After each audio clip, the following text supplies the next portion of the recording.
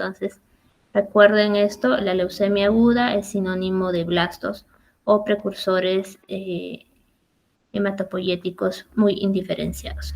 ¿Ya? Se va a producir un fallo medular y va a haber una infiltración por estos blastos, ¿no?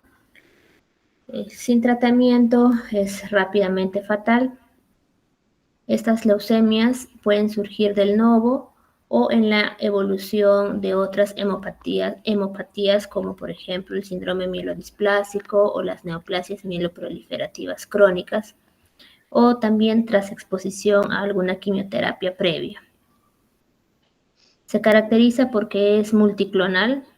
En el momento del diagnóstico suele tener un clon dominante, pero alberga subclones que pueden reaparecer o mutar a lo largo del tiempo y pueden generar estos la recaída o resistencias a tratamiento.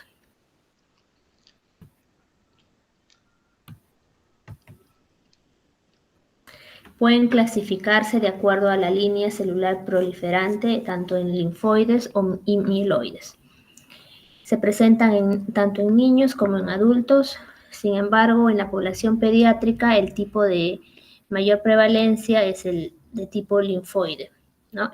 En el 80% de los casos, con un pico de incidencia entre los 3 a 5 años. En la población adulta se caracteriza porque es altamente más agresivo, con una remisión completa, es decir, un control de la enfermedad en un 75% de casos y una supervivencia libre de evento a lo largo de más de 5 años no supera el 30%. Las leucemias de tipo mieloide son las que predominan en el adulto, con una incidencia creciente a partir de los 65 años. Entre los agentes etiológicos, estas leucemias se caracterizan principalmente porque son consecuencias de acumulaciones de mutaciones sucesivas en los genes que van a dirigir y regular las funciones de reproducción, diferenciación y supervivencia y muerte celular en estas células o en estos progenitores hematopoyéticos. Entonces existen, como en la mayoría de neoplasias, tanto factores genéticos como factores adquiridos para que se pueda expresar la enfermedad, ¿no? Entre los factores genéticos existen algunos síndromes hereditarios o también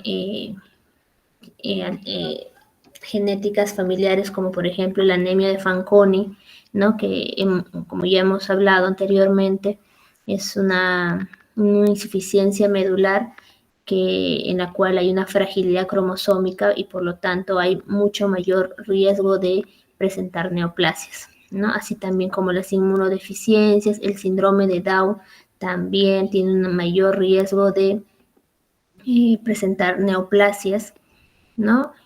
Y otros síndromes un poco más infrecuentes que también pueden estar relacionados al aumento de riesgo de presentar este tipo de neoplasia. En cuanto a los factores adquiridos, pueden estar involucrados infecciones como el Epstein-Barr, citomegalovirus, virus de hepatitis C, HIV, algunos fármacos antineoplásicos que son usados pues no por algún otro antecedente neoplásico en la persona, también el benceno y las radiaciones.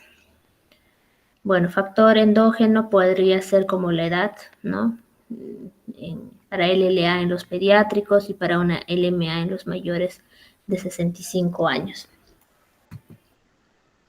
Bueno, esto lo van a leer con mayor detenimiento. Sin embargo, es para explicarles que entre las causas de estas leucemias existen pues diferentes agentes mutagénicos que van a actuar en forma combinada sobre las células hematopoyéticas diana a lo largo de varios años, ¿no? Y que van a inducir mutaciones que permiten pues a estas células generarse ventajas selectivas de supervivencia, de una evolución clonal con adquisición de nuevas mutaciones, las cuales finalmente van a dar lugar a una hemopatía preleucémica o ya directamente a una leucemia aguda clínicamente detectable, ¿no? Entonces, aproximadamente un 65% de las leucemias agudas, en esto se han identificado alteraciones como inversiones, traslocaciones, ¿no? Que se han ido adquiriendo. Estas reorganizaciones estructurales van a afectar la expresión genética y por lo tanto van a alterar la función normal de proliferación, diferenciación y supervivencia. Generalmente las mutaciones van a llevar, como les digo, a una ventaja selectiva en la supervivencia y estos a su vez van a generar otros clones persistentes, ¿no? Que van a expandirse y que a su vez son más inestables genéticamente, por lo tanto van a continuar sufriendo más mutaciones, los cuales pues van a permitir a que la leucemia en algunos casos se vuelva resistente a tratamiento o haya una nueva recidiva en caso de algún tipo ya de control previo, ¿no?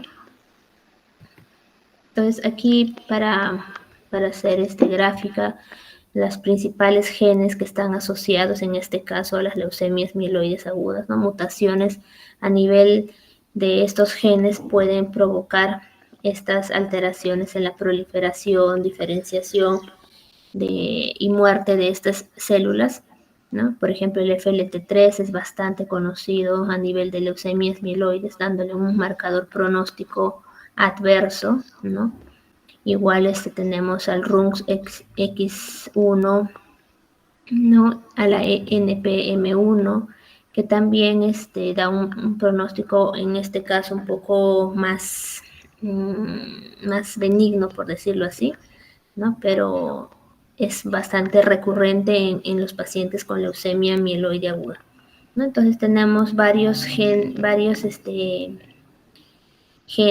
y proteínas pues aberrantes producto de estas mutaciones. Aquí es más o menos de lo que les estaba diciendo, bueno, de una célula hematopoyética normal van adquiriendo mutaciones iniciales, ¿no?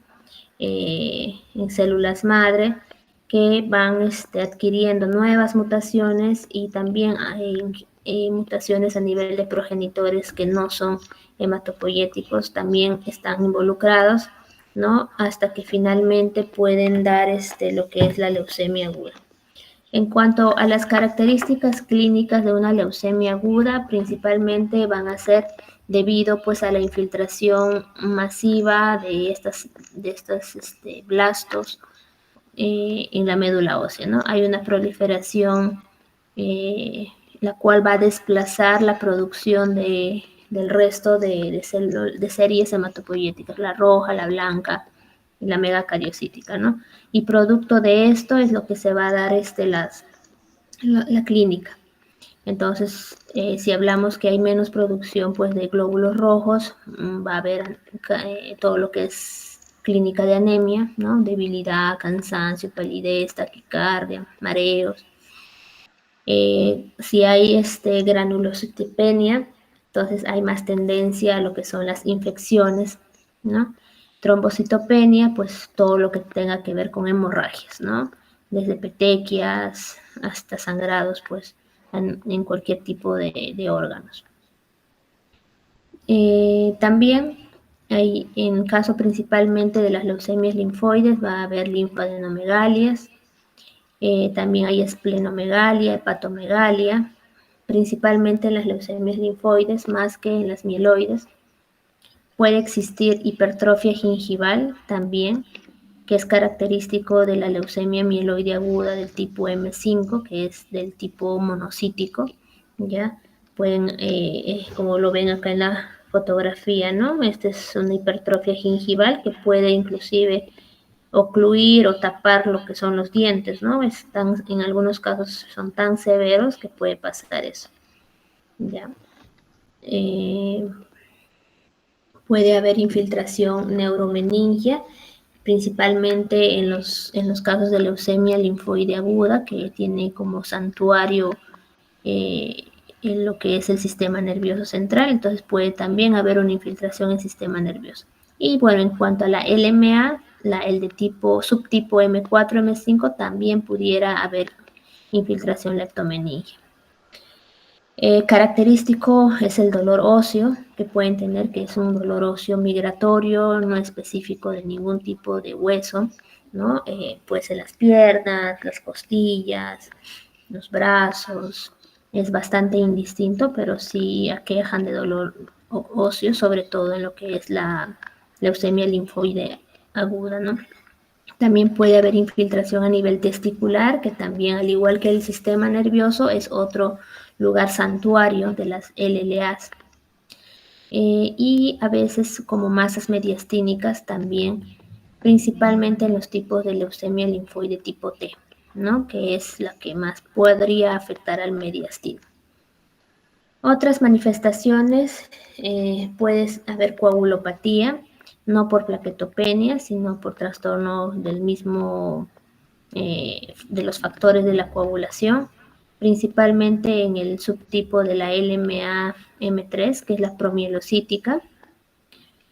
Síndromes de leucostasis. La leucostasis es el término que se usa cuando hay un pase de los blastos que están circulando en sangre periférica hacia algunos órganos. Por ejemplo, el cerebro, por ejemplo, los pulmones, ¿no? Por, por,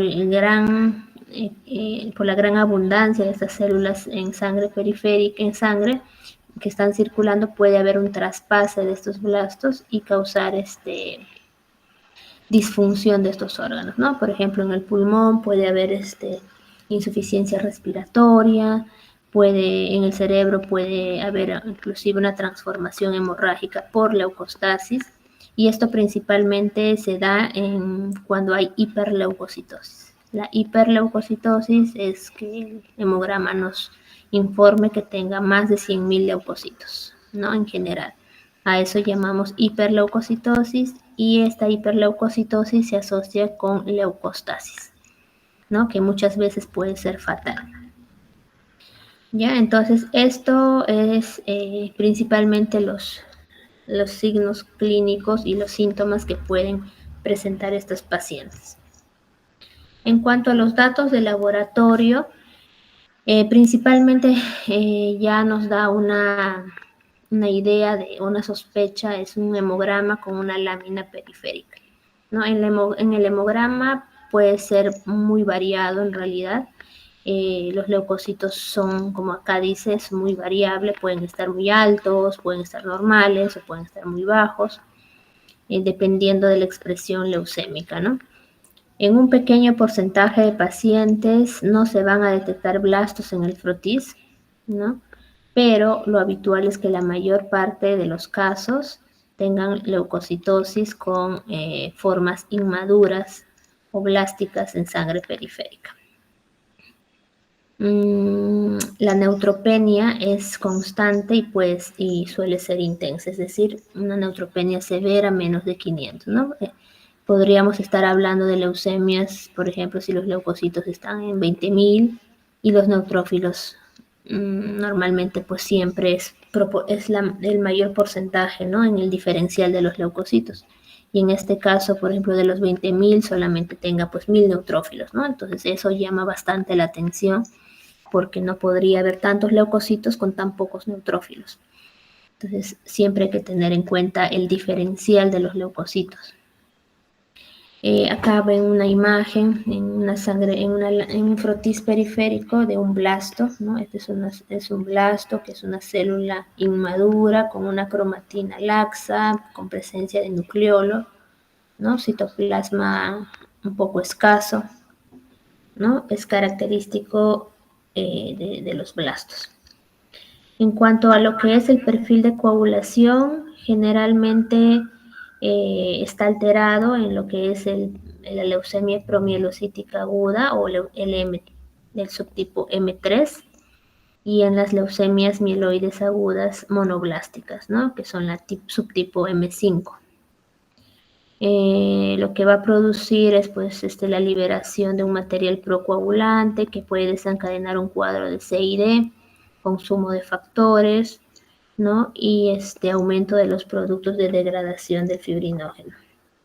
En cuanto al bioquímico, generalmente hay elevación del ácido úrico y de la deshidrogenasa láctica, esto debido a la lisis continua pues de esta proliferación y muerte constante de estas células, ¿no?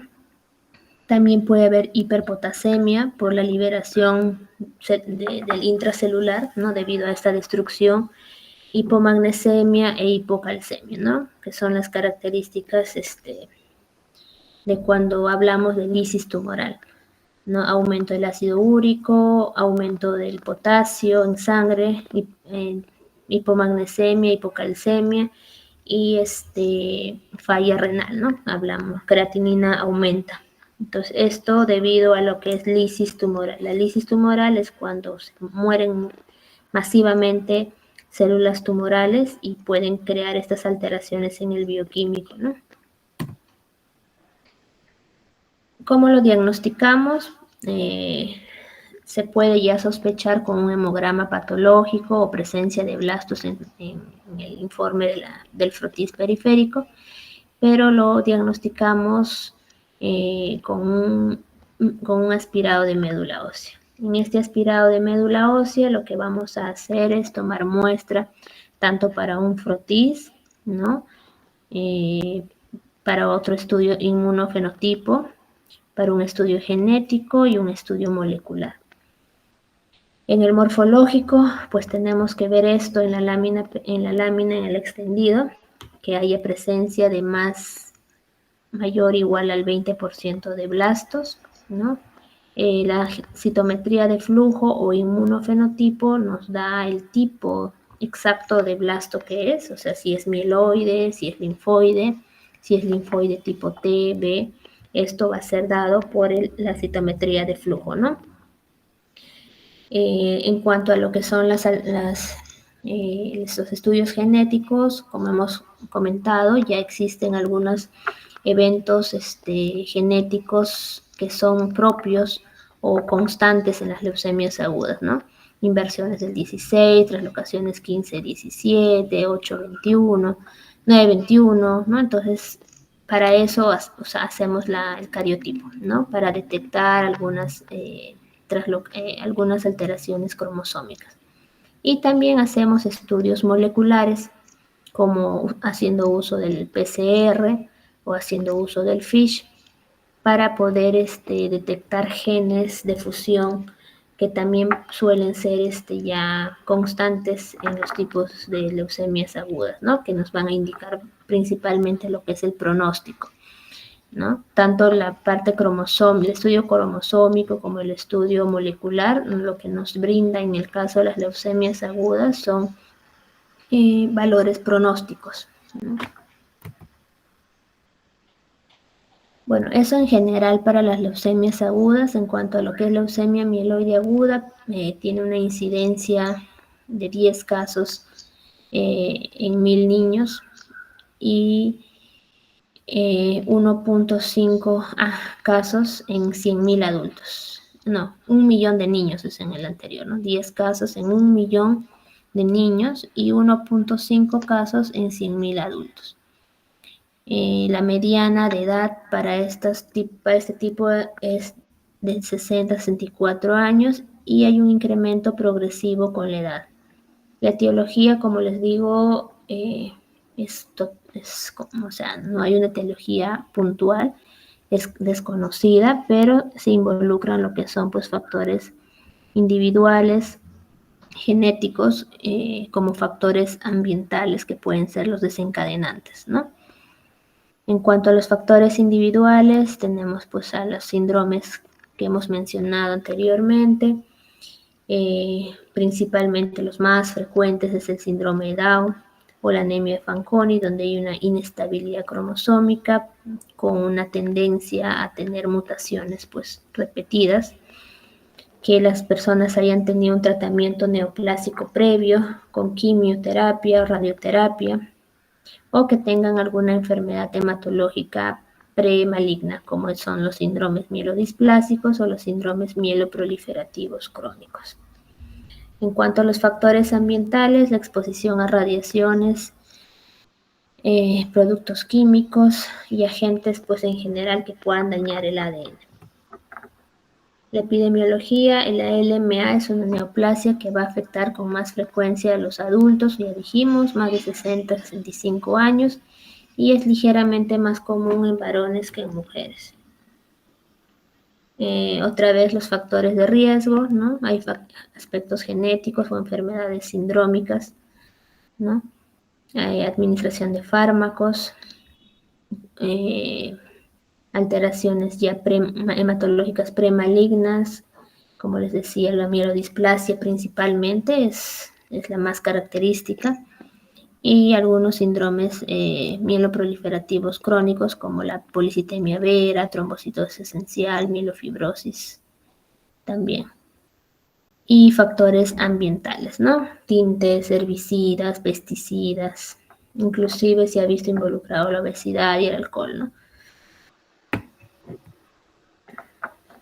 Esto es la clasificación que más o menos les estaba adelantando. Es una clasificación un poco antigua, pero es clásica en las leucemias agudas. En las leucemias mieloides agudas, ¿no? Son subtipos del grupo francoamericano británico, por eso es FAB, francoamericano británico, donde los distinguen en 8 subtipos, ¿no? Básicamente por la morfología que puedan mostrar estos blastos. La M0 es la indiferenciada, donde pues acá dice la morfología, ¿no? Son blastos indiferenciados. O sea, no se definen muy bien si quieren ser linfoides o mieloides, ¿no? Pero obviamente tienen más marcadores mieloides, pero le llaman así indiferenciados. La M1 es sin maduración, o sea, hay blastos, pero no hay muchas células que sigan en la maduración, ¿no? Por ejemplo, mielocitos, metamielos, esos casi no hay, predominan básicamente los blastos. En la M2 es ya con maduración, donde hay tanto blastos como elementos mieloides ya con intención madurativa, ¿no? Y en la M3, llamada la promielocítica, es donde predominan los promielocitos atípicos, ¿no? Que característicamente blastos con bastones de agua, ¿no? En la M4, la mielomonocítica, es decir, hay blastos que tienen tanto diferenciación mieloide y monocitoide, puede haber eosinofilia. La 5 es la monoblástica, con blastos netamente de morfología monocitoide, ¿no? Como tipo cerebro, ¿no? Así, con multilóbulos. Y bueno, menos frecuentes son la eritroleucemia y la megacariocítica, ¿no? La megacariocítica, donde hay es la que se asocia básicamente a los pacientes con síndrome de Down, es la que más frecuentemente presentan estos pacientes, ¿no? Megacariocítica. Como ven, algunas alteraciones genéticas pueden estar asociadas al subtipo, ¿no? La traslocación 821, que es característico y se puede presentar en el 40% de los pacientes con subtipo M2. Acá en la promielocítica, característicamente hay la traslocación 1517 en el 98% de casos, y el resto que son otras traslocaciones, pero que también involucran al cromosoma 17, ¿no? Todas se tratan igual, salvo la leucemia promielocítica, ¿no? Que es como que un subtipo muy especial, ¿no? Tanto el tratamiento como el pronóstico es totalmente diferente. Es como el lunar que existe acá dentro de todos ellos, ¿no? La leucemia promielocítica también se asocia a una coagulopatía, y su rápido diagnóstico hace que el pronóstico en ellos pueda ser mucho más favorable que en el resto de subtipos. Es la clasificación previa, es la clasificación del grupo franco-americano-británico, antigua, clásica, pero luego ya la OMS ha hecho una clasificación y principalmente es una clasificación asociada pues a las anomalías genéticas recurrentes que se presentan en este tipo de leucemias mieloides, ¿no? Las leucemias con translocación 821, como les decía, la inversión 16, la promielocítica con el gen de fusión PML-RAR, que es producto de la translocación 15-17, ¿no? Y así tienen una variada o nutrida clasificación de acuerdo a lo que son anomalías genéticas, a las que estaban LMAs relacionados a mielodisplasia o a tratamiento previo con quimioterapia, ¿no? Esta es una nueva clasificación, bueno, de acuerdo a la OMS.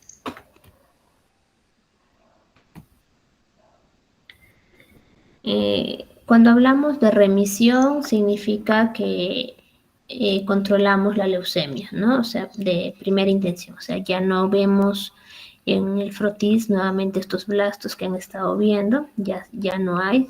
En lugar de ello hay una adecuada producción y proliferación de estas células hematopoyéticas normales.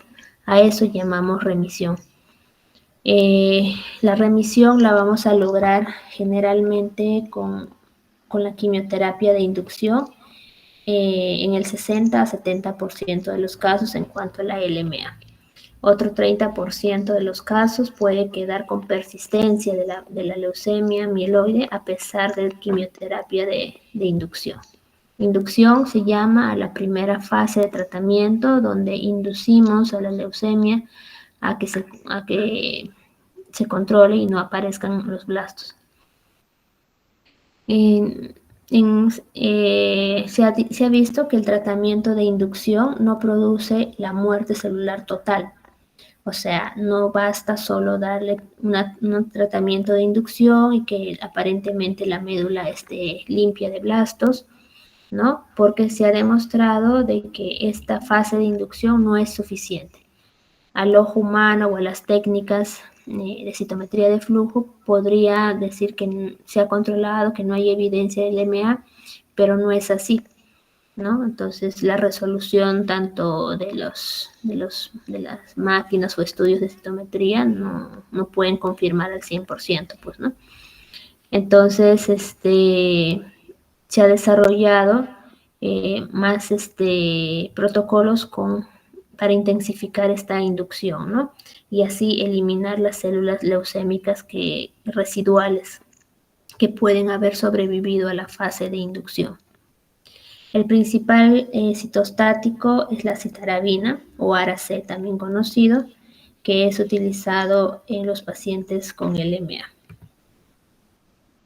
El pronóstico en realidad de la LMA es bastante pobre, una supervivencia a 1 año y sobrevida a los 3 años es baja, de aproximadamente solo 15%. Los factores pronósticos que van a producir esta pobre respuesta a la quimioterapia y un alto riesgo a la recaída es la edad, pues, que principalmente pues ya son personas mayores, ¿no? Entonces, o algunas alteraciones genéticas desfavorables también pueden hacer que no haya un buen pronóstico, ¿no? También que los leucocitos al debut sean muy altos, más de 20.000, o que no haya una respuesta completa con la inducción, que quede residuo, ¿no? Pueden hacer que la respuesta o el pronóstico sea pobre en estos pacientes. Sin embargo, hay cariotipos o alteraciones cromosómicas que se asocian a un pronóstico favorable, ¿no? Estos van a ser la translocación 821, la 15-17 que les hablé de la promielocítica y la inversión del cromosoma 16 van a ser alteraciones cromosómicas que nos van a dar un mejor pronóstico en las LMAs. que tenga una genética normal, es decir, un 46XY o 46XX, nos da un riesgo intermedio, o sea, ni bueno ni malo, ¿no? Y las alteraciones que van a producir o van a dar un pronóstico muy malo van a ser, por ejemplo, alteraciones en los cromosomas 5, o en los cromosomas 7, 9, inversión del 3 o de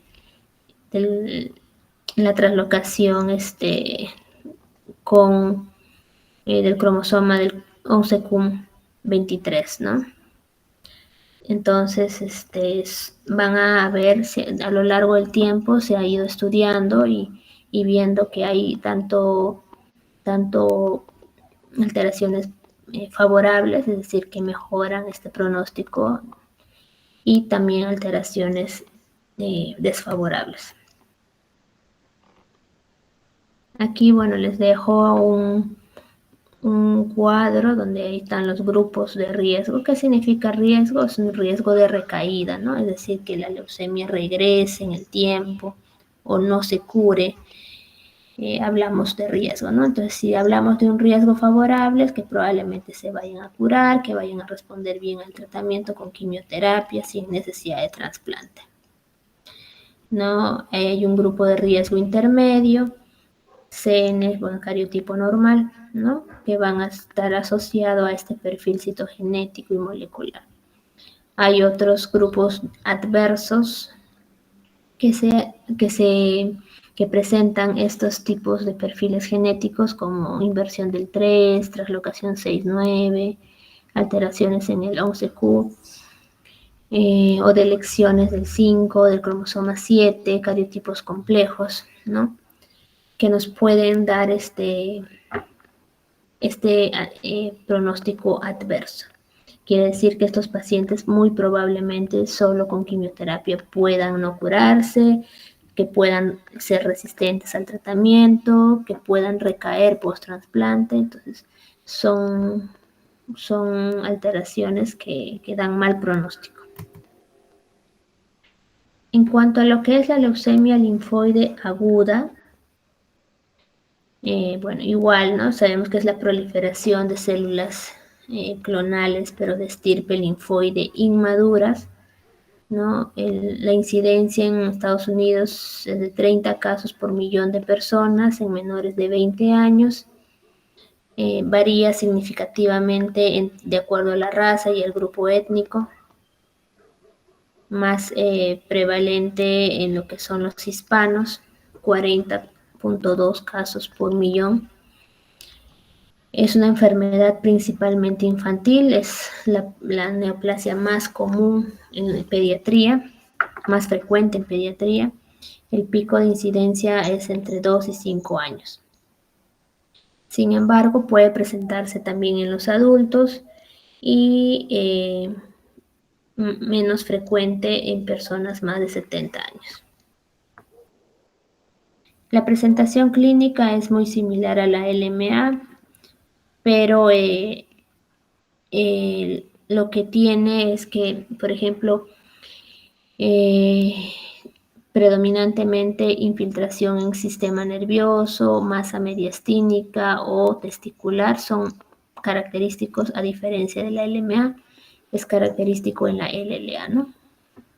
De forma similar a los linfomas, puede presentar hepatoespleno o linfoadenomegalias en la mitad de los casos al debut. La clasificación igual FAP, también de las LLAs, aquí hay un subtipo L1, L2 y L3. Principalmente, como les digo, esta clasificación es una clasificación morfológica, ¿no? De acuerdo a la forma del citoplasma, del núcleo, el tamaño de la célula, lo van a clasificar en 1, 2 y 3. Los tres se tratan igual, pero se dice que el tipo L3 es un poco más agresivo. La clasificación, de acuerdo a la OMS, también principalmente asociado pues a lo que son alteraciones genéticas y moleculares. En cuanto al tratamiento, la terapia actual es una poliquimioterapia, ¿no? Es decir, quimioterapias combinadas, intensas y trasplante de médula ósea. No en todos, pero en los que tienen riesgo alto han podido permitir la supervivencia más prolongada y curaciones hasta en el 60% de los pacientes jóvenes. Es fundamental un tratamiento estratificado por riesgo. ¿Qué significa esto? Que como los catalogamos riesgos, ¿no? Riesgo bajo, intermedio, riesgo alto de recaída. Los pacientes con riesgo alto son los que tienen que tener quimioterapia más intensa, a diferencia de los pacientes con riesgo bajo o intermedio, donde la quimio debería ser menos intensa para también así evitar las complicaciones post-quimioterapia.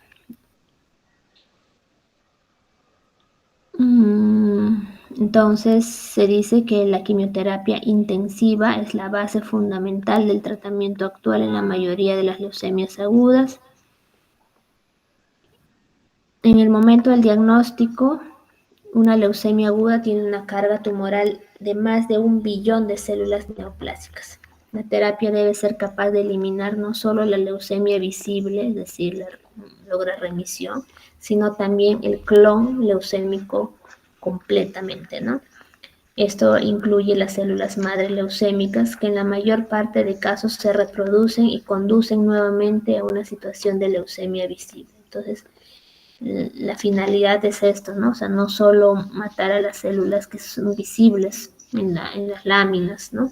Sino también a ir a lo más profundo, que son las células hematopoyéticas madre, ¿no? Que tienen ya la mutación y que pueden seguir reproduciéndose o adquiriendo nuevas mutaciones que permitan la resistencia o las nuevas recidivas. Entonces, aquí es lo que más o menos les digo, cómo es la respuesta al tratamiento. Normalmente esta verde es una masa leucémica, por llamarlo así, ¿no? Que al momento del debut se hace visible, ¿no? Se hace visible esta cantidad de blastos. Con el tratamiento de inducción, lo que hacemos es tratar de bajarlo, reducirlo, que ya no sea visible, ¿no? Y damos tratamientos post lograr el control con fases de consolidación. Estas fases de consolidación para hacer que esta masa leucémica que no es visible siga disminuyendo o desapareciendo, ¿no? Entonces, para eso es importante las fases de consolidación y que progresivamente la hematopoiesis normal pues recupere su función habitual, ¿no? La normal, valga la redundancia. Entonces, para eso es importante el tratamiento de una leucemia aguda sin necesidad de ir a trasplante. En el caso de las leucemias linfoides, por lo menos son 2 a 3 años, ¿no? En la cual, como les digo, la inducción es primordial para disminuir el nivel visible de la leucemia, pero las siguientes fases son para seguir reduciendo y desapareciendo esa clona leucémica, ¿no? Y en el caso de las leucemias agudas, bueno, el tratamiento por lo menos dura 1 año, no va a trasplante. El tratamiento se divide en lo que es la LLA en 4 fases, como le dije, la inducción, la consolidación, mantenimiento, profilaxis al sistema nervioso. El objetivo del tratamiento de inducción es erradicar el clon leucémico visible, ¿no? Y alcanzar la remisión, mientras se restaura la hematopoiesis normal. La remisión se alcanza en el 98% de los casos y en el 90% de los adultos cuando se da el tratamiento de inducción. En el caso de los adultos siempre hay un riesgo más importante de recaída después de tratamiento quimioterápico. En general los niños tienen mejor pronóstico, ¿no? Una LLA que en pediatría en una edad entre 1 a 10 años siempre tiene mejor pronóstico que una LLA pasado los 10 años. El riesgo de recaída en cuanto tiene factores, por ejemplo, como edad, ¿no? Como les digo, menos de 1 año, más de 10 años, probablemente sea peor la presencia del cromosoma Filadelfia, que es la translocación 922, un alto recuento de leucocitos al momento del diagnóstico, el tiempo que necesita para llegar a lograr a controlar, hacer remisión completa también es importante, ¿no? Todos estos factores van a tenerse en cuenta para catalogar al paciente en riesgos, ¿no? Estratificarlos en riesgo bajo, intermedio, alto, y poder dar un tratamiento más intensivo o no de acuerdo al riesgo de acuerdo a esta estratificación. Aparte de la poliquimioterapia que podemos dar en las leucemias agudas, actualmente pues se están desarrollando objetivos terapéuticos tipo inmunoterapias, ¿no? O terapéuticas biológicas, ¿no? Dirigidos ya hacia blancos objetivos, ¿no? En el caso del blasto, por ejemplo, linfoide, si por ejemplo tiene aquí el antígeno 19, el clúster, ¿no? El CD19, por ejemplo existe el blinatumomab, que es un anticuerpo monoclonal biespecífico, ¿no? Que puede dirigirse sobre estas células leucémicas que expresan este CD19 y atacarlas más específicamente, ¿no? A diferencia de la poliquimioterapia, pues que mata tanto células tumorales como también puede atacar a las células normales, células hematopoyéticas normales, y es más tóxico, por lo tanto, ¿no? Hay más toxicidad, y pancitopenia y todas las complicaciones relacionadas a la pancitopenia. A diferencia pues de estos nuevas terapéuticas que, que nos aseguran o nos dan una mejor tolerancia o seguridad en el uso de este tratamiento, pues, ¿no? Pero bueno, son tratamientos todavía un poco, bueno, caros para el Perú. Actualmente en el hospital, por ejemplo, hemos podido utilizar el blinatumomab, ¿no? En unos cuantos pacientes, por lo caro que es el medicamento y con buenos resultados de toxicidad mucho más bajos definitivamente, ¿no? El Carticel, que lo realizan pues en otros países, España, Estados Unidos, aquí todavía no hacemos eso. Este medicamento también que se puede usar, pero principalmente para las mielomas múltiples, porque es dirigido contra las células que expresan el CD38, como son las células plasmáticas, ¿no? Y los inhibidores de tirosinquinasa, que les digo que es para los Filadelfia positivos con translocación 922, ¿no? Son ya tratamientos dirigidos. Aquí están, esos son tratamientos dirigidos contra el CD20, blastos o linfocitos que tengan CD20, expresión CD19, CD22, ¿no? Son tratamientos dirigidos que teóricamente han ido demostrando mayor eficacia, efectividad en el tratamiento de estos pacientes. ¿Qué es la enfermedad mínima residual cuando hablamos de leucemias agudas? La enfermedad mínima residual es, como su propio nombre lo puede decir, es los residuos mínimos que pueden quedar de leucemia. Es un resultado que se supone que después de un tratamiento de quimioterapia la enfermedad mínima residual debería ser nula, cero, ¿no? pero esto no siempre es posible, ¿no? Y bueno, se ha dado ese término de enfermedad mínima residual como definiéndolo como la persistencia pues, de las células leucémicas en la médula ósea luego de un tratamiento. De entre todos los factores pronósticos de riesgo de recaída, lo que la mínima residual siempre es un factor muy potente, sea la edad que sea, para definir el riesgo de mal pronóstico de la leucemia aguda, ¿no? Los niveles de mínima residual se miden generalmente con la citometría de flujo, ¿no? Existen también otros métodos como, por ejemplo, ya métodos mucho más caros como estudios moleculares, utilizando técnicas de PCR o de la nueva secuenciación genómica, ¿no? Pero ya son técnicas más caras y que no siempre están disponibles, ¿no? Entonces, principalmente la mínima residual la medimos con la citometría de flujo.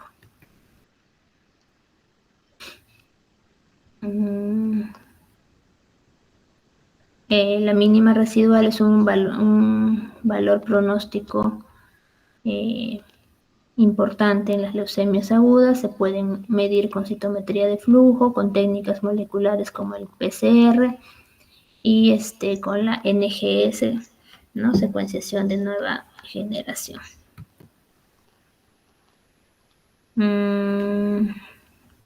Igual aquí más o menos para ver la mínima residual, ¿no? Normalmente hablamos de remisión completa cuando no hay evidencia de leucemia. A nivel morfológico, o sea, con el microscopio podemos verlo, pero solamente podemos ver, pues, hablando de 5% de blastos, ¿no? Menos de 5% de blastos, que no sabemos patológicos o no, al ojo humano, se cataloga como remisión. Pasado los 5%, se dice que no hay una adecuada respuesta, ¿no? Luego, más profundamente, donde el ojo ya no puede ver, se pueden utilizar las otras técnicas, la citometría, el NGS, el PCR, ¿no? Y así podemos lograr con estas técnicas hasta 10 a la menos 6, o sea,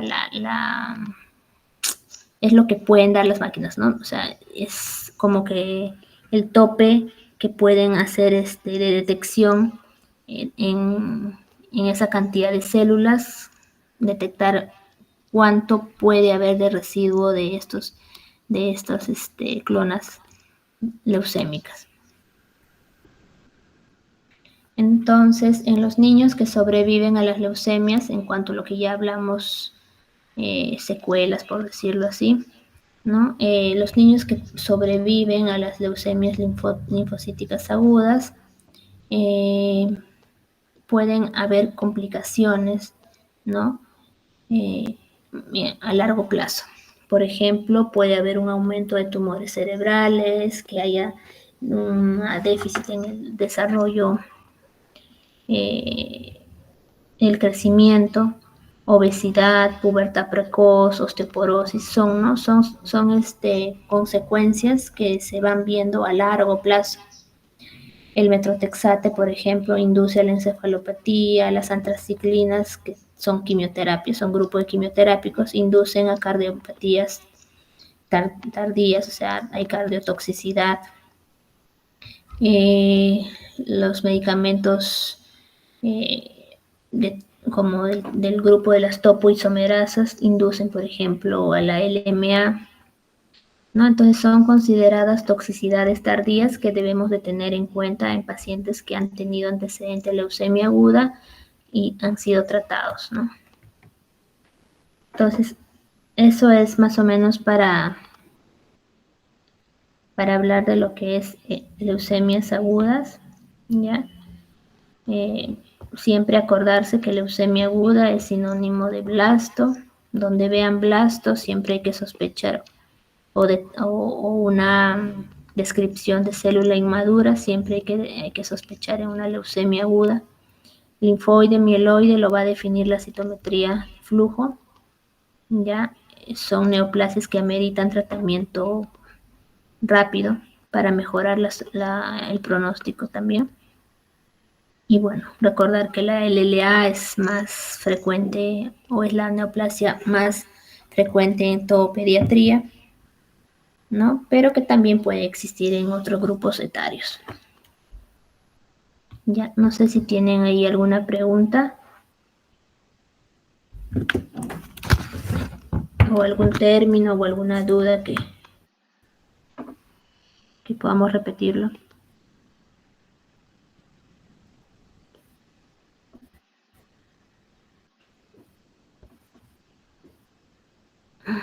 Ya, bueno. Vamos para lo que son